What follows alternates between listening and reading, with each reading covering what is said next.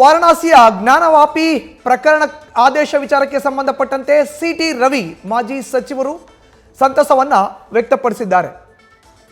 ಇನ್ನು ಜ್ಞಾನವಾಪಿ ಮಸೀದಿ ವಿಚಾರಕ್ಕೆ ಸಂಬಂಧಪಟ್ಟಂತೆ ಬಂದಿರುವಂತಹ ತೀರ್ಪೇನಿದೆ ಈ ವಿಷಯಕ್ಕೆ ಪ್ರತಿಕ್ರಿಯೆ ನೀಡಲಿಕ್ಕೆ ನ್ಯೂಸ್ ಫಸ್ಟ್ ಜೊತೆ ಮಾಜಿ ಉಪಮುಖ್ಯಮಂತ್ರಿ ಬಿಜೆಪಿಯ ಹಿರಿಯ ಮುಖಂಡರಾಗಿರುವಂತಹ ಕೆಎಸ್ ಈಶ್ವರಪ್ಪನವರು ದೂರವಾಣಿ ಸಂಪರ್ಕಕ್ಕೆ ಸಿಕ್ಕಿದ್ದಾರೆ. ಈಶ್ವರಪ್ಪನವರೇ ನಮಸ್ಕಾರ. ಈಗ ಜ್ಞಾನವ್ಯಾಪಿ ಮಸೀದಿಯಲ್ಲೂ ಕೂಡ ಹಿಂದೂಗಳಿಗೆ ಪ್ರವೇಶ ಮಾಡಲಿಕ್ಕೆ ಅವಕಾಶ, ಮುಂದಿನ ಒಂದು ವಾರದಲ್ಲಿ ಪೂಜೆ ಸಲ್ಲಿಸಲಿಕ್ಕೆ ಅವಕಾಶ. ಈಶ್ವರಪ್ಪನವರೇ ಸರ್, ನಮ್ಮ ಜೀವನದಲ್ಲೇನೆ ಅಯೋಧ್ಯೆಯ ರಾಮ ಮಂದಿರದ ಪುನರುತ್ಥಾನ ಆಯ್ತು. ಈಗ ಕಾಶಿ ವಿಶ್ವನಾಥನ ದೇವಸ್ಥಾನದ ಪುನರುತ್ಥಾನ ಆಗೇ ಆಗತ್ತೆ. ಇನ್ನು ಉಳಿದಿರೋದೊಂದು ಮಥುರಾ, ಅದು ಕೂಡ ನಮ್ಮ ಜೀವನದಲ್ಲೇನೆ ನಾವು ಖಂಡಿತ ಕಾಣ್ತೀವಿ. ಸೌಭಾಗ್ಯ ಬಂದ್ರೆ ನಾವು ಅಂತ ಹೇಳಕ್ ಇಷ್ಟಪಡ್ತೀನಿ. 7 ದಿನದಲ್ಲಿ ಪೂಜೆ ಆಗ್ಬೇಕು ಅನ್ನೋ ಅಂಶವನ್ನ ಕೇಳಿ ತುಂಬಾ ಸಂತೋಷ ಆಯ್ತು. ನಾನು ಇಷ್ಟು ಮಾತ್ರ ಹೇಳಬಲ್ಲೆ, ಇಡೀ ದೇಶ, ಇಡೀ ಹಿಂದೂ ಸಮಾಜ ಇದ್ರಲ್ಲಿ ಒಂದಾಗ್ಬೇಕು.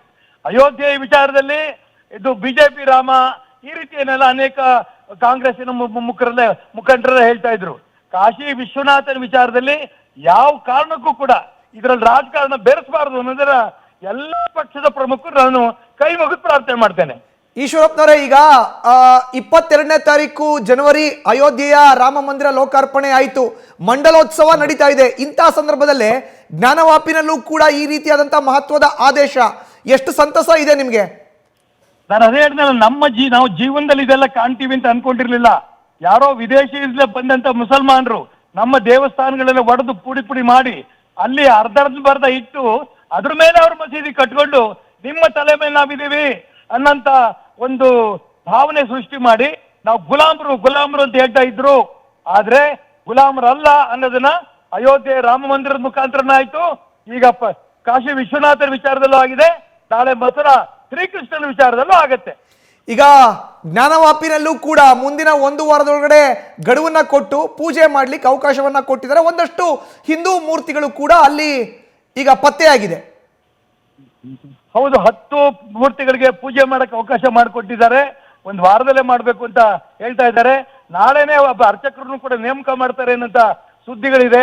ಹಾಗಾಗಿ ನಾನು ಇಷ್ಟು ಮಾತ್ರ ನಮ್ಮ ಎಲ್ರಿಗೂ ಆಗಿರೋಂಥ ಸಂತೋಷ ಅಷ್ಟಿಷ್ಟಲ್ಲ. ಲೆಕ್ಕ ಹಾಕಿ ಎಷ್ಟು ವರ್ಷಗಳಿಂದ ನಾವು ಒಂದು ರೀತಿಯ ಗುಲಾಮರಾಗಿ ಬಿದ್ದಿದ್ವಿ. ಅದನ್ನ ಆ ಕಳಂಕವನ್ನ ತಪ್ಪಿಸಿ ನಮ್ಮ ದೇಶದಲ್ಲಿ ಸಂವಿಧಾನ ಇದೆ, ನಮ್ಮ ದೇಶದಲ್ಲಿ ಕಾನೂನಿಗೆ ಗೌರವ ಇದೆ ಅನ್ನೋದು ಇವತ್ತು ಬಂದಿರೋಂಥ ತೀರ್ಪಿನ ಮುಖಾಂತರ ಇಡೀ ಹಿಂದೂ ಸಮಾಜ ಸಂತೋಷ ಪಟ್ಟಿದೆ.